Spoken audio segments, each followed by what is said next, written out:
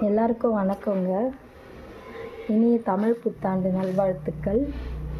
இன்றைக்கி என்ன சமையல்னா, காலையிலே இன்றைக்கி புத்தாண்டு அப்படின்றதுனால பால் பாயசம் செய்யலான்ட்டு நான் முடிவு பண்ணியிருந்தேன். அதுக்கு ஃபஸ்ட்டு அடுப்பில் தண்ணி போட்டு அது நல்லா கொதிக்குது.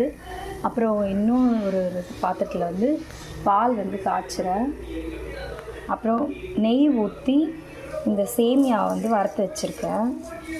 லைட்டாக ரோஸ்ட் பண்ண மாதிரி இருந்தால் போதும், கொஞ்சம் டேஸ்ட் கொடுக்கும், அதுக்காக தான். அப்புறம் முந்திரி, திராட்சை என்கிட்ட இல்லை, அதனால திராட்சை போடலை. முந்திரி நெய்யில் வறுத்து வச்சுருக்கேன். லாஸ்ட்டாக ஆட் பண்ணுறது கொஞ்சம் நெய் வச்சுருக்கேன். அப்புறம் ஏலக்காய் ரெண்டு ரெண்டாக உடச்சி வச்சுருக்கேன். இப்போ எப்படி செய்யலான்னு பார்க்கலாம் வாங்க. இப்போ கொதிச்சிட்ருக்கு பார்த்தீங்களா, இந்த தண்ணியில் எந்த ஸ்வீட்டாக இருந்தாலுமே லைட்டாக கொஞ்சம் சால்ட் ஆட் பண்ணுறேன். சால்ட் எதுக்குன்னா, அந்த ஸ்வீட்டோட தன்மையை இன்னும் கொஞ்சம் தூக்கி கொடுக்கும். அதுக்காக ஓவராக போட்டுறக்கூடாது, சும்மா மைல்டாக ஒரு பிஞ்ச் சால்ட் போட்டுட்டு, இப்போ கொதிச்சிட்ருக்க தண்ணியில் நம்ம வறுத்து வச்சுருக்கோம் பார்த்தீங்களா இந்த சேமியா, அந்த சேமியாவை எடுத்து நான் அப்படியே போடுறேன். சேமியா கொஞ்சம் வேகணும், அதுக்காக.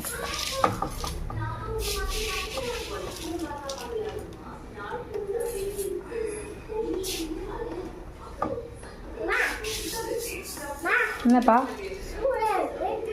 நீ ஏன் கை வச்ச? எதில் போய்ட்டு கை வச்ச? இந்த அதிக பிரசிங்க வேலை தான் செய்யக்கூடாது, அது சூடாக இருக்குது. கிச்சன் பக்கம் உன்னை வரக்கூடாதுன்னு சொல்லியிருக்கேன்ல. இங்கே பாரு, அம்மா பாரு. இப்போ அந்த சேமியா எடுத்து சாப்பிடணும், அதுக்கு தானே. இந்தா கை காமி. இந்த சாமிக்கு தான் ஃபஸ்ட்டு படைக்கணும், குழந்தை சாப்பிட்டா தப்பில்லைன்றதுனால கொடுக்குறேன். சாத்விக் இங்கே வா, எல்லாருக்கும் தமிழ் புத்தாண்டு வாழ்த்துக்கள் சொல்லு. சவுண்டா சொல்லணும்.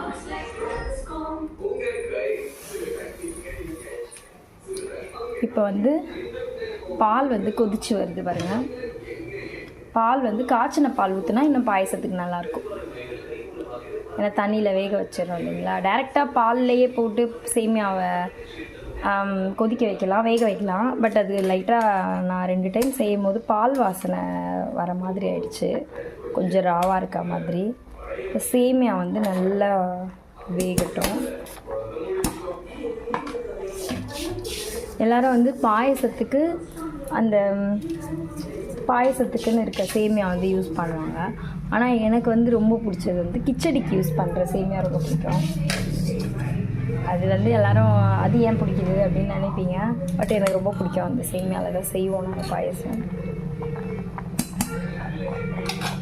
நெக்ஸ்ட்டு இப்போ இது கொஞ்சம் கொதி அடங்கின உடனே இதில் பால் மிக்ஸ் பண்ணிவிட்டு, அதுக்கப்புறம் ஏலக்காய், சர்க்கரை, லாஸ்ட்டாக முந்திரி பருப்பு சேர்த்து இறக்கிடலாம்.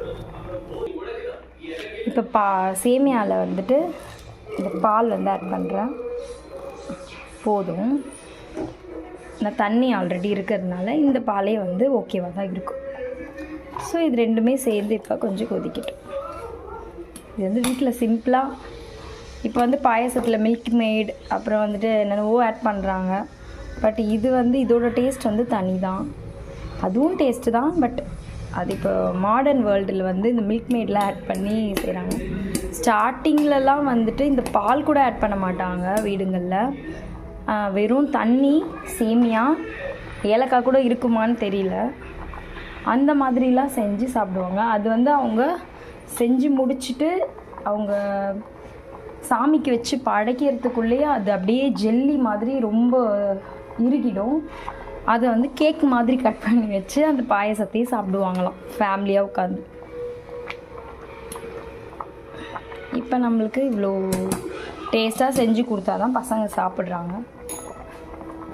இப்போ ஏலக்காய், அது ஏலக்காய் வச்சுருக்கோம், இந்த ஏலக்காய் ஆட் பண்ணிக்கலாம். ஏலக்காய் இல்லாமல் செஞ்சால் நல்லா இருக்காதுங்க, ஸோ ஏலக்காய் மட்டும் கண்டிப்பாக போட்டுக்கோங்க. நெக்ஸ்ட் நெய்யில் வறுத்து வச்சுருந்த முந்திரி பருப்பு அதையும் வச்சு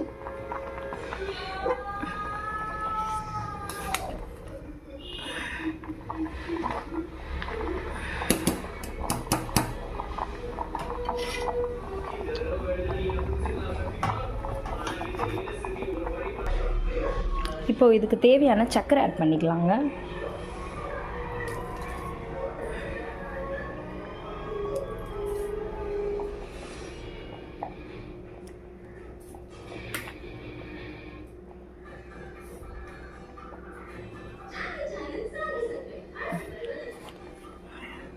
சர்க்கரை ஆட் பண்ணிவிட்டு நல்லா மிக்ஸ் பண்ணி விட்டுடலாம்.